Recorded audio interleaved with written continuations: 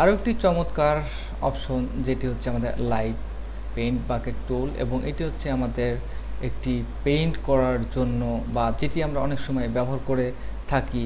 আপনারা হয়তো অনেকে অ্যাডোব ফটোশপ ব্যবহার করেছেন, যেখানে আপনি সিম্পলি একটি এরিয়া যদি একটি রং দিয়ে ভরাট করতে চান, সেক্ষেত্রে আপনি কি ব্যবহার করে থাকেন? সেক্ষেত্রে হয়তো আপনি গ্রেডিয়েন্ট, ফিল কালার অথবা এখানে পেইন্ট বাকেট টুল ব্যবহার করে থাকেন। তবে এটি হচ্ছে লাইভ পেইন্ট বাকেট টুল। পেইন্ট বাকেট টুল আমরা পূর্বে দেখেছি যে কোনো একটি এরিয়াকে ফিল আউট করে এবং যে কোনো এক কালারকে আপনি পরিবর্তন করে নিতে পারেন। সেক্ষেত্রে আপনি এখানে যে কোনো একটি এক কালারকে সিলেক্ট করলেই কিন্তু এখানে তেমন কোনো কিছু দেখতে পারছেন না। অবজেক্টকে সিলেক্ট করেন, কালার করেন, এবং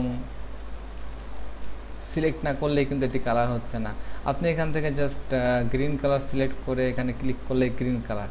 ওকে, আসুন আমরা আসলে দেখি যে এখানে লাইভ পেইন্ট বাকেট টুল কীভাবে কাজ করে। তো প্রথমে আপনি আপনার এখান থেকে উইন্ডোতে ক্লিক করেন।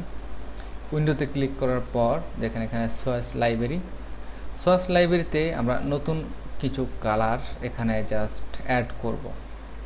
সেজন্য আপনি আরও কিছু অ্যাডভান্স কাজ করতে পারেন, যেমন কালার গাইড একটি চমৎকার জিনিস। কালার গাইড যে কোনো একটি কালারকে জাস্ট আপনি যখন সিলেক্ট করবেন, আই চেপে জাস্ট আই ড্রপারের মাধ্যমে আপনি কালার এখানে দেখবেন বিভিন্ন ভেরিয়েশনের একটি কালার, লাইট ভ্যালু থেকে জাস্ট ডার্ক ভ্যালু পর্যন্ত একটি কালার, এবং এটি কিন্তু চমৎকার একটি, আপনি জাস্ট এগুলোকে সব সিলেক্ট করতে পারেন একই সাথে। কেন সিলেক্ট করবেন আমি এটি বলছি।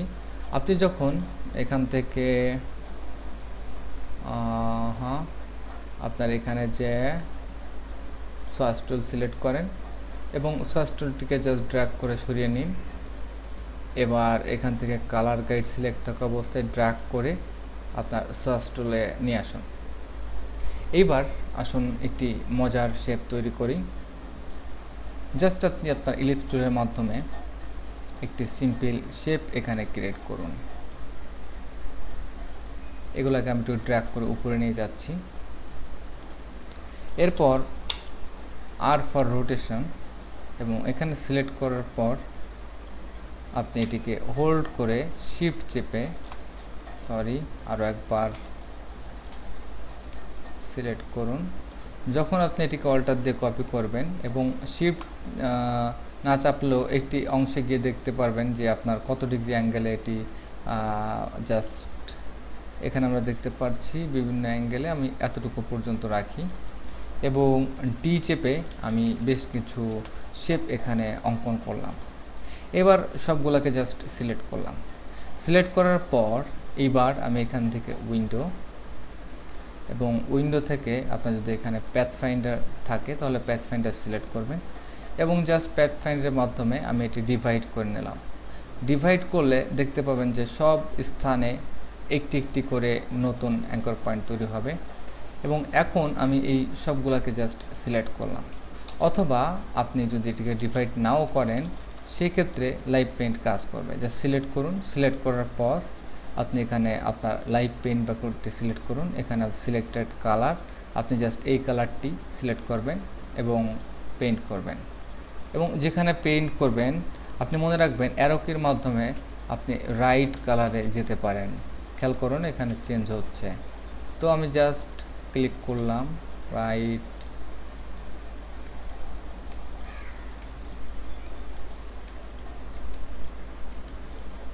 ওকে, সবশেষে আমার আবার হোয়াইট এবং ব্ল্যাকের দিকে চলে যাচ্ছে। তো যাই হোক, আমি জাস্ট আমার লাস্ট কালারটি পিক করি আবারও।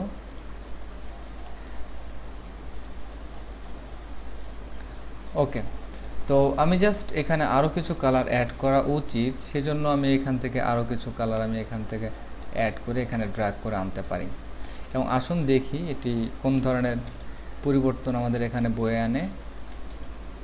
আপনি জাস্ট রাইট অ্যারো কির মাধ্যমে নেক্সট কালারে যেতে পারবেন, এবং নেক্সট কালার,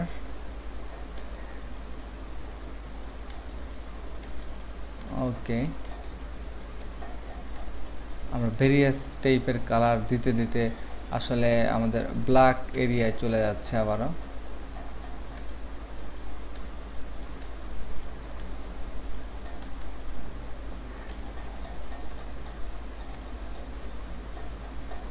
আমরা এখানে প্রত্যেকটি কালার কিন্তু আমরা মিক্স করলাম আমাদের এই লাইভ পেইন্ট বাকেট টুলের মাধ্যমে, এবং এটি কিন্তু আসলে অনেক চমৎকার একটি টুল। এছাড়া জাস্ট আমি এটাকে রেখে দিয়ে আপনি পরবর্তীতে প্র্যাকটিস করতে পারেন। জাস্ট আমি এটাকে রেখে দিই। এরপর আসুন, আপনি যখন টাইপোগ্রাফির কাজ করবেন, মনে করেন লগো,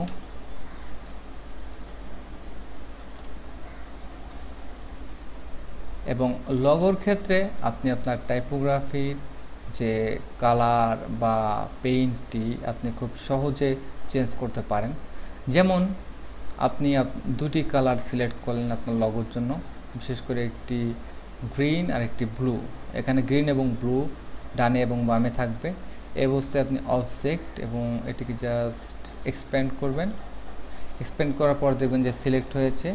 তখন আপনি এখান থেকে just live paint bucket tool select করলেন।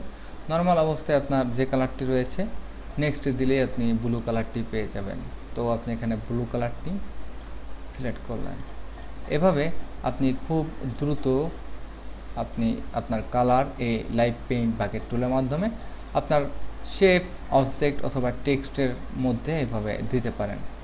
তাছাড়া আপনি যদি এখানে ডবল ক্লিক করেন তাহলে পেইন্ট ফিল, পেইন্ট স্ট্রোক এবং কার্সার সোয়াইপ প্রিভিউ, আপনি যদি দেখতে পাচ্ছেন যে লাইভ কালারটি সেটি জাস্ট প্রিভিউর জন্য, এবং স্ট্রোক কালার যখন পেইন্ট করবেন তখন একটি বক্স আপনি এখানে ক্রিয়েট করেন, এবং এই বক্সটির একটি স্ট্রোক এবং সেটির কালার আমরা এখানে রেড, এবং এখান থেকে জাস্ট 680।